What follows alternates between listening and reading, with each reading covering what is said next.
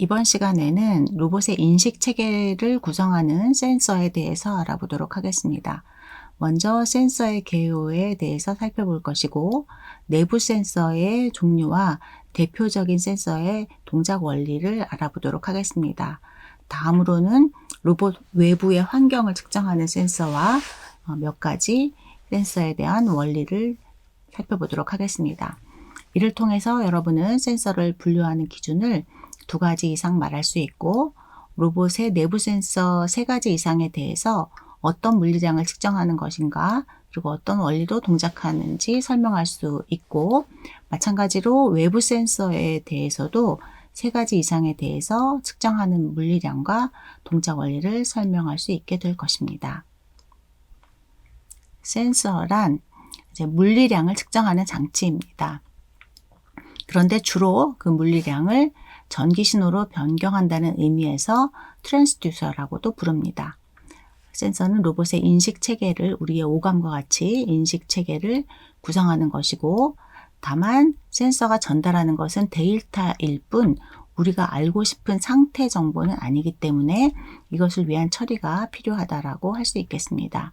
무슨 뜻이냐 하면은, 예를 들어서 카메라로 동영상을 찍어서 이것으로 로봇이 주행을 하려고 한다라고 했을 때, 카메라 픽셀 값이 이제 연속적으로 시간에 따라서 들어오게 되겠지만, 이 픽셀 값 자체 데이터가 중요한 것이 아니라 우리는 이것을 가공해서 로봇의 현재 위치가 어디고, 속도는 어떻고, 어느 방향으로 가고 있다든지, 아니면 장애물은 어디에 있고 크기가 얼마인지 등의 정보를 알아내야 하는 것입니다.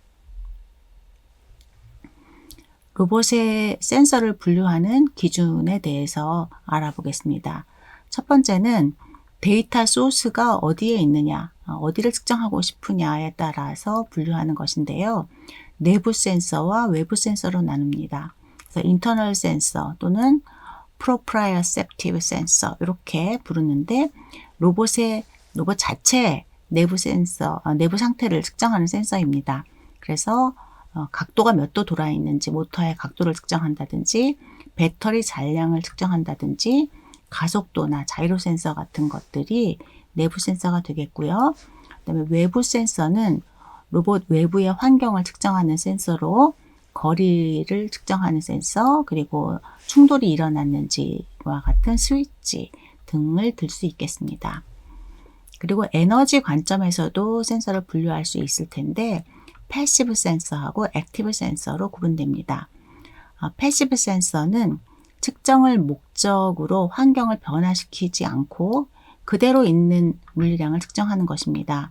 그래서 마이크나 카메라, 일반 카메라 같은 것들은 측정을 위해서 어떤 신호를 외부로 발산하지 않기 때문에 이제 패시브 센서라고 할 수 있고요. 반면에 액티브 센서는 이 측정을 하기 위해서 어떤 에너지를 환경에 방출하고 그 결과를 검출에 활용을 하게 됩니다. 예를 들어서 초음파로 거리를 측정한다라고 하면은 우리 귀에는 들리지 않지만 음파가 방출이 되고 거기서 나온 메아리를 이제 가지고 거리를 측정하게 되고요. 적외선도 마찬가지로 빛을 쏘고 그 빛에 반사된 것, 라이다도 레이저를 쏘고 반사된 것을 이제 측정하게 됩니다.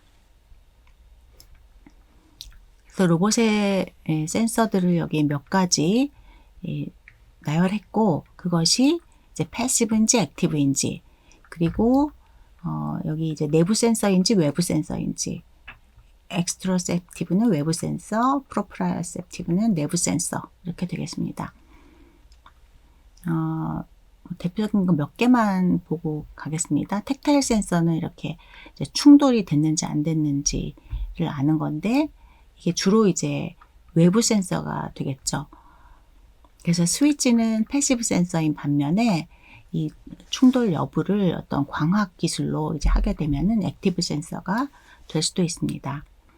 바퀴의 경우에는 이제 엔코더가 몇 도 돌았는지 전형적인 내부 센서가 될 것이고요. 어디로 가고 있는지 그 방향을 알기 위해서 자이로나 컴파스 같은 센서가 활용이 되고, 그리고 자기 위치를 알기 위해서 이제 GPS, 그리고 액티브 레인징은 이제 거리를 찾는 거거든요. 거리를 알기 위해서 초음파 센서, 레이저, 레인지 파인더 등이 사용되는데, 대표적으로 이것이 이제 액티브 센서이면서 외부 환경을 측정하는 것이 될 것입니다. 그리고 카메라는 패시브 센서, 카메라 영상을 찍기 위해서 뭔가 신호를, 물리량을 방출하지 않죠. 그리고 센서의 복잡도를 기준으로도 좀 분류를 할 수가 있을 텐데, 단순한 센서와 좀 복잡한 센서로 나눌 수가 있겠습니다. 스위치와 같이 이제 이것은 온, 오프, 뭐 한 비트로, 바이너리로 표현할 수 있는 센서이고, 그래서 이 센서를 통해서 도출해야 될 상태도 눌려졌다, 안 눌려졌다, 다시 말하면 충돌이 있다, 없다, 이런 식으로 굉장히 간단합니다. 복잡한 센서는 카메라의 영상과 같이 제공하는 정보 양이 많고 도출될 수 있는 상태도 매우 이제 다양하다고 하겠습니다. 센서가 제공하는 데이터는 적절한 처리를 거쳐야 우리가 알고자 하는 그런 스테이트 정보로, 상태 정보로 변환될 수가 있겠습니다. 그 로봇의 인식 시스템을 설계할 때는 로봇 관점에서 물리량이 아닌 의미 있는 상태가 필요하기 때문에 이 로봇의 임무는 무엇이고, 지금 환경의 특성은 무엇이고, 또 최적인 센서는 무엇인가, 어디에 배치해야 되는가를 관점, 이러한 통합적인 관점에서 설계를 해야지 이제 무조건 정교하고 값비싼 센서가 답은 아닐 것입니다. 예를 들어서 사람을 검출해야 된다고 했을 때도 많은 센서를 사용할 수가 있습니다. 이제 온도 센서를 사용하면은 우리 적외선 카메라에서 온도가 높은 것이 이렇게 드러나듯이 특정한 온도를 검출하는 그런 전기 센서를 사용할 수가 있을 것이고요. 그리고 움직임을 가지고 사람을 측정한다라고 하면 사람 이외의 다른 물체가 모두 정지해 있거나 사람과 비교해서 극단적으로 느리거나 빠른 경우, 그런 경우는 이런 움직임, 이런 정도의 속도를 가지고 움직이는 건 사람이다, 이렇게 얘기할 수가 있겠죠. 그리고 만일에 사람이 다른 환경과 구분되는 뭐 빨간색 모자를 썼다든가 빨간색 티셔츠를 입었다든가 그럴 경우에는 또 사람을 찾아내는 것이 특정한 색깔만 가지고 또 찾아낼 수가 있습니다. 또 거리를 측정하는 경우에도 이것이 얼만큼 정확하게 거리가 측정돼야 되는지에 따라서 비용이 많이 들지 않는 초음파나 적외선을 사용할 수도 있고, 또 더 정교한 방식을 사용할 수도 있겠습니다. 센서 퓨전이란 다른 종류의 센서 데이터를 결합해서 상태를 추정하는 것을 말합니다. 일반적으로 정보가 늘어나기 때문에 강력하고 유용한 방법이 될 수 있지만, 센서의 특성과 정확도와 복잡도가 다르기 때문에 문제가 발생할 수도 있습니다. 특히 이제 센서들이 주는 정보가 일치되는 것이 아니라 서로 상충되는 정보를 줄 때는 오히려 이것이 복잡한 문제를 일으키게 되기도 합니다. 그리고 센서의 사양과 관련된 스펙이라고 하죠. 이런 용어를 좀 알고 있을 필요가 있습니다. 먼저 레인지, 범위라는 것은 이 물리량이 측정할 수 있는 센서의 출력의 그 최대값과 최소값의 차, 그 범위를 나타내고요. 감도란, 센서티비티란 물리량의 변화가 센서 출력에 얼마나 잘 나타나는지 그 비율을 나타냅니다. 그래서 작은 변화도 이 출력에 나타날 수 있는지가 기준이 될 것 같고, 레졸루션, 해상도란 센서가 측정할 수 있는 최소 단위가 되고, 일반적으로 디지털 센서가 n비트를 사용한다라고 하면 이의 n승계의 서로 다른 종류의 수치를 표현할 수 있기 때문에 레졸루션은 이제 2의 n승으로 결정된다고 할 수 있겠습니다. 애큐러시는 센서 출력값과 실제 값이 얼마나 차이가 있는지가 이제 되겠고, 또 프리시전이라는 것이 있는데 이것은 반복할 때마다 얼마큼 값이 일치되게 나오는지라는 기준입니다. 또 측정 주파수 frequency라는 것은 만일에 이제 센서가 굉장히 빠르게 변하는 그런 물리량을 측정하고 있다고 하면은 얼마나 빨리빨리 새로운 값을 줄 수 있는지, 그래서 예를 들어서 측정 주파수가 10Hz라고 하면은 1초에 10번 센서 값을 줄 수 있는 그런 센서다라는 의미가 되겠습니다. 지금부터는 이제 로봇이 자체의 내부를 측정하는 센서에 대해서 알아보도록 하겠습니다. 제일 먼저 볼 것이 회전 각도. 이제 모터가 보통 다 회전을 시키기 때문에 지금 모터가 얼마만큼 회전해 있는지 그런 각도를 검출하는 장치입니다. 포텐시오미터, 레졸버, 엔코더 같은 장치들이 사용되고 있습니다. 먼저 이제 가장 저렴한 하지만 정확하지 않은, 그러니까 간단하게 위치를 측정할 때 쓰는 것이 포텐시오미터입니다. 포텐시오미터는 가변 저항이라고 해서 여기서 이렇게 회전을 함에 따라서 이 축이 회전함에 따라서 양쪽에 저항값이 바뀌는 그러한 장치입니다. 여기 모타축이 있고요. 모타축이 회전을 하게 되면 지금 어느 각도에 위치해 있느냐에 따라서 여기서 읽어드린 저항값이 변경이 되게 됩니다. 그래서 이 저항값을 읽어서 이쪽의 각도를 조금 아주 정교하진 않지만 어느 정도 추정할 수 있도록 하는 센서가 포텐시오미터가 되겠습니다. 다음 매그네틱 엔코더는 자기식 엔코더로 이렇게 이제 자성체가 도포된 드럼이 있어요. N극, S극, N극, S극. 일정한 간격으로 자성체를 도포를 하고 여기 위에 자기 센서가 있어서 지금 N극을 지나고 있는지 S극을 지나고 있는지 이제 세는 방식으로 위치를 추정할 수가 있습니다. 광학식에 비해서 환경에 강인한 특성이 있고 또 충격이나 또 고속에도 쓸 수 있기 때문에 서브모터용 각도 검출기로 활용이 되고 있습니다. 그리고 이제 가장 널리 사용되고 있는 각도 검출기는 엔코더라고 할 수 있습니다. 광학식 엔코더인데요. 이 광학식 엔코더의 원리를 보여주는 그림을 좀 설명드리면 여기 이제 회전하는 판이 있고 이 회전하는 판은 모터에 붙어 있겠죠. 그래서 모터가 회전함에 따라서 이 판이 이제 같이 돌게 될 텐데 이 회전판에다가 슬릿을 이렇게 구멍을 뚫어 놨습니다. 이렇게 구멍이 이게 열려 있으면 여기에 이제 빛이 나가는 소스가 있고요.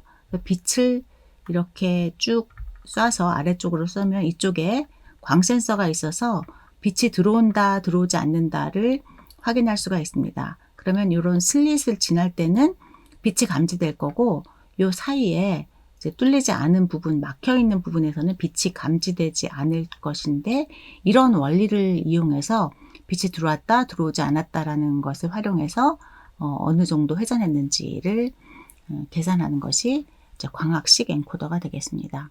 이 광학식 엔코더는 슬릿을 어떻게 배치하는지에 따라서 인크리멘탈 엔코더랑 앱솔루트 엔코더 이렇게 두 가지로 나누는데 앱솔루트 엔코더는 절대 각도를 잴 수 있는 거고 인크리멘탈 엔코더는 이제 몇 도 돌았는지 상대적으로 지금 이제 회전 양만 절대 기준은 알기 어렵고요. 이제 그런 방식이 인크리멘탈 엔코더라고 할 수 있겠습니다.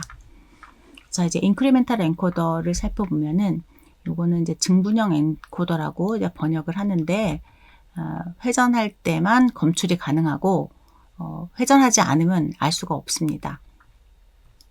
왜냐하면 지금 이렇게 측정을 했을 때 여기 A상에는 빛이 보이고 B상은 안 보인다 라고 하면 이 똑같은 자리가 여기 여러 군데 있기 때문에 이 절대 위치를 알 수가 없는 거죠.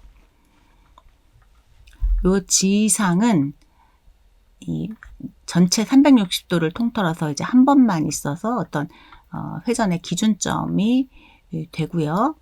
그리고 이 슬릿을 이렇게 두 줄로 배치를 했는데 각각 4분의 1, 주기의 4분의 1만큼 차이가 나게 여기서부터 여기가 한 주기죠. 근데 이 한 주기의 절반이 아니라 4분의 1만큼 이렇게 엇갈려서 이걸 우리가 90도의 위상차라고 하는데 이렇게 4분의 1만큼 쫙 시프트 시켜가지고 또 한 줄을 배치를 했습니다. 그래서 이것이 물론 해상도를 높여주는 그런 역할도 하지만 또 어떤 걸 알 수 있냐면 지금 이렇게 시계 방향으로 돌고 있을 때는 이쪽 비상 쪽에 먼저 빛이 감지가 되겠죠. 그런데 반대 방향으로 이렇게 반시계 방향으로 돌고 있을 때는 이쪽 슬릿에 먼저 빛이 감지될 것입니다. 그래서 이게 어느 쪽이 먼저 감지되느냐에 따라서 회전이 시계 방향인지 반시계 방향인지 이제 그러한 정보도 알아낼 수가 있습니다. 앱솔루트 엔코더는 회전판 위에 절대 위치에 대응되는 코드를 읽을 수 있도록 이제 슬릿이 만들어졌습니다. 그래서 해상도가 높으면 아까 그 인크리멘탈 방식에 비해서 훨씬 더 여러 이렇게 줄로 슬릿이 만들어진 것을 알 수가 있고, 그래서 예를 들어 어느 위치에서 이거는 막혔고 뚫렸고 막혔고 막혔고 막혔고 막혔고 뚫렸고 뚫리고 뚫렸다라고 하면은 0010 0001 이런 식으로 이 읽어낸 값을 가지고 이게 어느 위치다라는 것을 절대적으로 알 수가 있기 때문에 이제 앱솔루트 엔코더라고 합니다. 그래서 각도 코드를 읽기 위해서 이 트랙의 수만큼 포토다이오드를 배치를 해야 되고, 이제 오류 발생을 줄이고자 이진 코드가 아닌 그레이 코드를 사용합니다.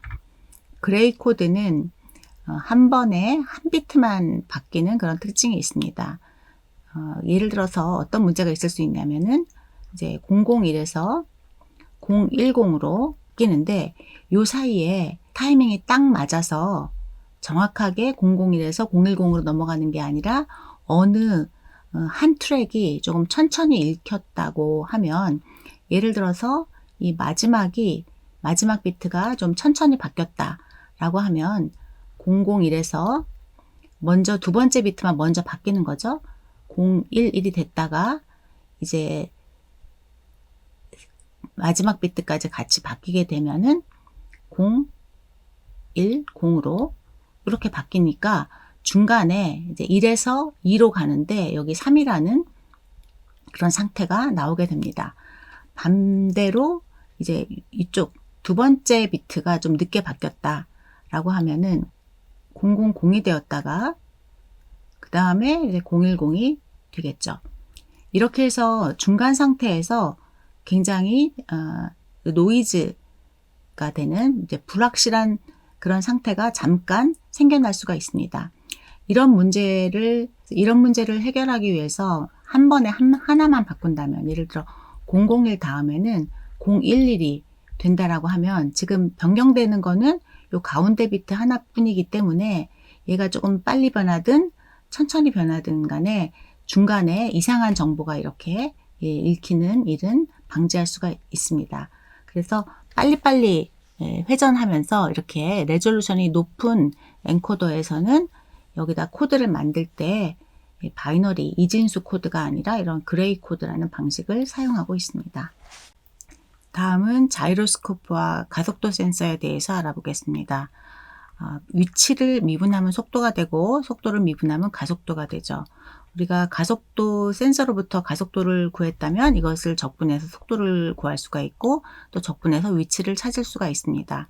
이러한 방법을 우리가 추측 항법, 또 데드 레코닝이라고 하는데, 물론 적분을 사용하기 때문에 시간이 오래 지나면은 이 오차가 이제 누적되는 그런 문제가 있지만, 원칙적으로는 이러한 이제 추정이 가능하다라고 할 수 있겠습니다. 자이로스코프는 기계식도 있었고 광학식도 있고 최근에는 또 반도체로도 만들어지는데, 로봇이나 뭐 비행체가 어떤 자세를 유지하고 있는지를 찾아내는데 활용될 수가 있습니다. 유튜브 영상을 보면서 한번 살펴보도록 하겠습니다. 자이로스코프가 이렇게 회전하지 않고 정지하고 있을 때는 우리가 팽이를 내려놓은 것처럼 그냥 이렇게 바로 넘어지게 됩니다. 그런데 이 자이로스코프가 이제 고속으로 회전하고 있을 때는 그 원래의 자세를 유지하려는 그런 특징이 있습니다. 그래서 어떤 자세로 놓았느냐에 따라서 그 자세를 그대로 이제 유지하고 있는 것을 볼 수가 있습니다. 네, 이런 자세를 유지하고 있을 수도 있고, 네, 이러한 각도를 유지하고 있을 수도 있습니다. 그래서 이것을 활용해서 비행기에서는 이제 비행기가 어떤 자세를 취하고 있는지를 알아낼 수가 있는데요. 지금 비행기가 실제로 비행 중에 자세를 바꿔서 이렇게 롤링을 하고 있다 할지라도 자이로는 원래의 그 자세를 그대로 유지하고 있기 때문에 얘가 각도 측정에 이제 어떤 기준이 될 수가 있는 거죠. 그래서 이걸 통해서 비행기의 자세를 알 수 있고 이제 로봇에서도 활용될 수가 있습니다. 가속도는 우리 핸드폰에도 이제 가속도 센서가 들어있어서 우리가 진동이라든지 어디다 떨어뜨렸을 때 충격과 같은 그런 동적인 힘에 관련된 물리량을 측정하고 활용할 수가 있게 됩니다. 이제는 이제 로봇의 외부를 측정하는 센서인데 가장 간단한 센서로 스위치, 터치 센서가 있습니다. 이렇게 눌려졌는지 안 눌려졌는지 데이터 처리 없이 바이너리로 0V, 5V 이런 식으로 바로 그 결과를 알아낼 수가 있습니다. 또 한 가지 접촉 여부를 측정할 수 있는 센서로 브레이크빔 센서가 있는데요. 여기 그 아까 엔코더에서와 비슷하게 빛을 발생하는 에미터 부분이 있고 이 빛을 감지하는 부분이 있습니다. 평소에 여기가 중간에 어떤 물체가 없을 때는 이 빛이 항상 감지되고 있으니까 여기가 비어 있다. 인데 이 안으로 무슨 물체가 들어와서 가리게 되면은 빔이 끊어지게 되죠. 빔이 끊어지면서 이 물체가 들어온 것을 감지할 수가 있습니다. 그래서 이렇게 멀리 배치되는 구조도 있고요. 리밋 스위치라 그래서 이렇게 간단하게 하나의 유닛으로 되어 있어서 이 안에 물체가 이렇게 쫙 들어왔을 경우 뭔가 이제 공정에서 이 안에다가 부품이 이제 체결되었을 때 이렇게 이제 그 차이를 두어서 다음 단계로 갈 수 있도록 해주는 것이 적외선 방식의 접촉 센서, 온오프 센서가 되겠습니다. 다음은 로봇에서 굉장히 활용도가 높은 이제 거리를 측정하는 센서들에 대해서 살펴보도록 하겠습니다. 거리를 측정하는 원리는 삼각 측량법이라는 거와 타임 오브 플라이트 메소드 이게 두 가지가 있는데 삼각 측량법은 여기서 이제 어떤 광원이 나갔을 때 이 반사가 돼서 여기에 반사된 빛이 이 렌즈를 통해서 여기 이제 수신된 상에 맺힐 텐데 여기서 반사됐을 때랑 이 아래까지 내려가서 이렇게 반사됐을 때랑 요 수신 센서의 거리의 차이가 생길 겁니다. 그래서 요 삼각형 이쪽에서 만들어진 삼각형과 이쪽을 통해서 만들어진 삼각형을 통해서 이 거리를 이쪽 거리로 매핑해서 알아내는 방식이 이제 삼각 측량법이라고 할 수 있을 것이고요. 전파 시간 측정법이라는 것은 우리가 이제 메아리가 얼마나 빨리 돌아오는지를 가지고 이게 멀리 떨어져 있다, 가까이 있다라는 걸 알 수 있지 않습니까? 그래서 어떻게 전파를 쏘고 그 전파가 수신된 시간을 측정을 해서 얼마나 멀리 갔다가 돌아왔는지를 측정하는 방식이 타임 오브 플라이트 메소드가 되겠습니다.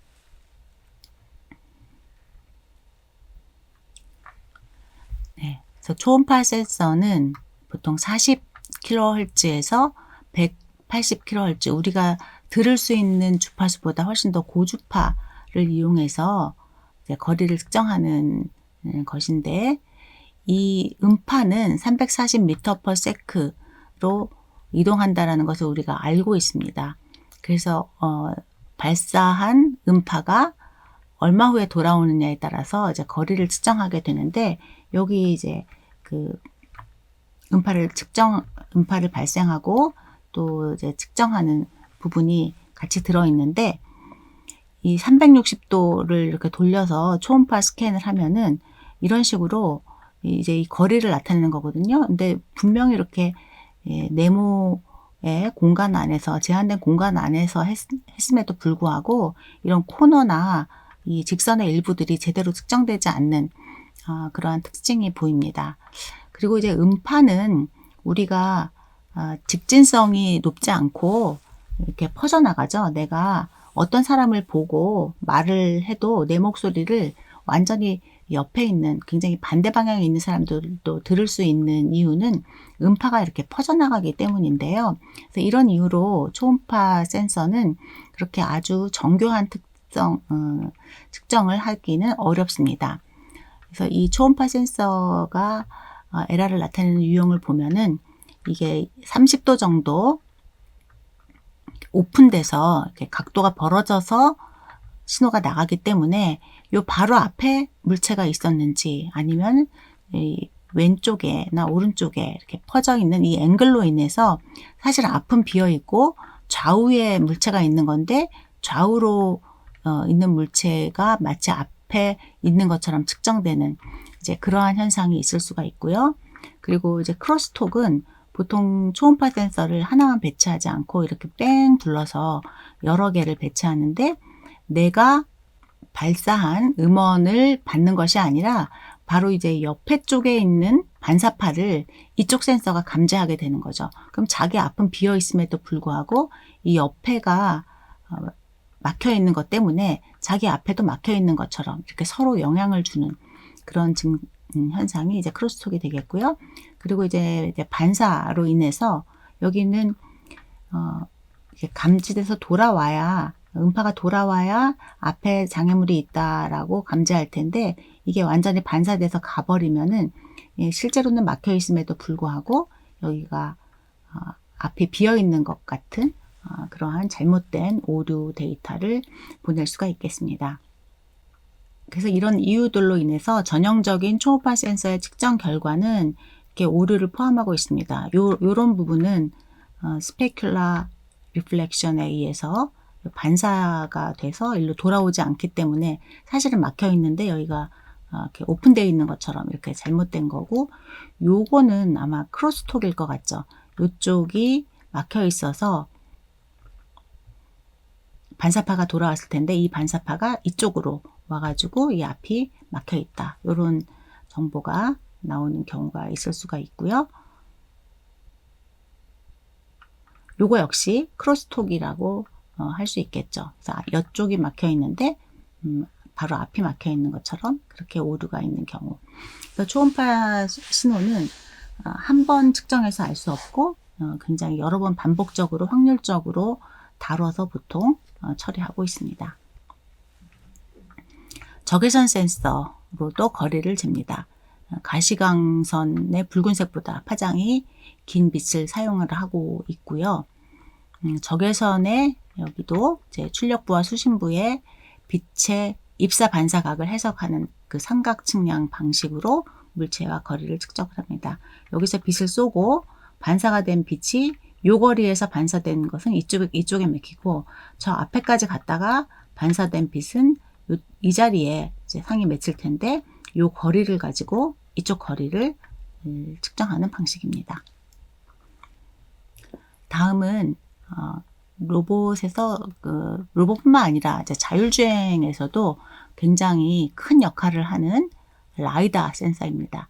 라이다는 Light Detection and Ranging이라고 이제 빛을 활용해서, 레이저를 활용해서 거리를 측정하는 것이고, 타임 오브 플라이트 방식을 이제 사용을 하게 되는데, 굉장히 높은 정밀도로 측정이 가능하고 한 30도 정도로 퍼져나가는 초음파와 달리 레이저 빔이 한 3mm 정도로 쭉 발사가 되기 때문에 굉장히 정교한 측정이 가능합니다. 이 차는 2004년에 미국 국방성에서 모하비 사막을 달리는 무인주행 경연대회를 했을 때 그때 나왔던 이제 폭스바겐 차이고, 이 위에 달린 것들이 전부 다 라이더입니다. 요것은 구글의 웨이모이고, 여기 위에 달린 게 또 라이다이고, 자율주행이나 로봇에서 이제 가장 센서 중에서 고가인 것이 라이다라고 할 수 있겠습니다. 그래서 테슬라는 이제 라이다를 빼고 카메라로만 자율주행을 하겠다고 하고 있고요. 요 20년 전에 가장 많이 널리 활용됐던 이 라이다 센서의 사양을 살펴보면은 평면으로만 되어 있습니다. 2D 2차원이고요. 180도 방향, 요 자기를 기준으로 180도 방향으로 1초에 75번 0.25도 간격으로 빛을 쏘고, 거기에서 어떤 거리 안에 장애물이 있으면 이제 그 자리를 점으로 표시할 수 있겠죠. 그리고 측정 범위는 5cm에서 20m 정도까지 최대 한 80m가 되었고, 에큐러시는 35mm, 3.5cm 정도가 되었습니다. 최근에는 이제 3D로 측정이 가능하게 되고, 레이저를 128채널이라고 해서 이제 128개를 한꺼번에 쏘고, 그래서 수평으로는 360도, 그리고 수직으로도 위아래로 22.5도도 있고, 또 드론 같은 데서 활용되는 거는 아래쪽이 더 잘 보여야 되기 때문에 이제 수직 방향이 더 강화된 그런 모델도 나오고 있습니다. 데이터 포인트가 1초당 260만 개 정도의 데이터 포인트가 얻어지고, 그 다음에 최대 400m까지 측정이 가능하기 때문에 굉장히 고속으로 이동하는 차에서도 사용이 가능하겠습니다.